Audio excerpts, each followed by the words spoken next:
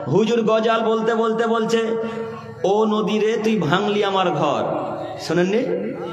কথা বলে না আপনার হুজুর? এই গজল বলে না নাকি? আপনার যে হুজুর গানের নকল করতে পারে সেই হুজুর এই গজল বলে না? বলছে ও নদী রে তুই ভাঙলি আমার ঘর। আচ্ছা বলেন তো, ঘর কে ভেঙেছে? মানে আল্লাহ। তারপর হুজুর যে বলছে নদীতে ভাঙলো, এখন কি হবে হুজুরের? তাহলে গজল জায়েজ নাকি? আপনার কথা বুঝতে পারছেন কি আমার? তাহলে হুজুর যে গজল বলছে উল্টা পাল্টা গজল, আপনারা একবার ঠেকালেন না কেন? কেন ঠেকালেন না?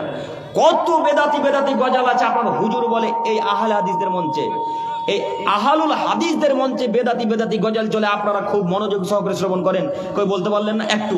আপনার একটা গজলের নীতি দেখাচ্ছি। বাংলাদেশে গত ফেব্রুয়ারিতে গেছি, তো আমি আর ডক্টর মুজফফর বিন মহসিন সাহেব একই স্টেজে আছি। মুজফফর বিন মহসিন সাহেবকে চিনেন? বিখ্যাত আলেম, ডক্টর মানুষ, খুব গবেষক মানুষ, খুব বড় আলেম।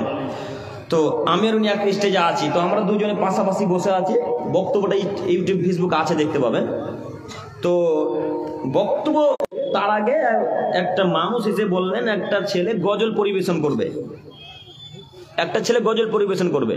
তো ওই ছেলেটা গজল বলতে শুরু করেছে। গজল বলতে বলতে বলতে এক পর্যায়ে একেবারে কুফরি বাক্য নিয়ে চলে এসেছে, বেদাতি বাক্য নিয়ে চলে এসেছে। তখন মুজফফর বিন মহসিন বলছে, এই থামো, কে গজল বলতে বলছে তোমাকে? থামো, কে গজল বলতে বলছে তোমাকে? থামো, এই ছেলেটাকে গজল থেকে নামিয়ে দাও।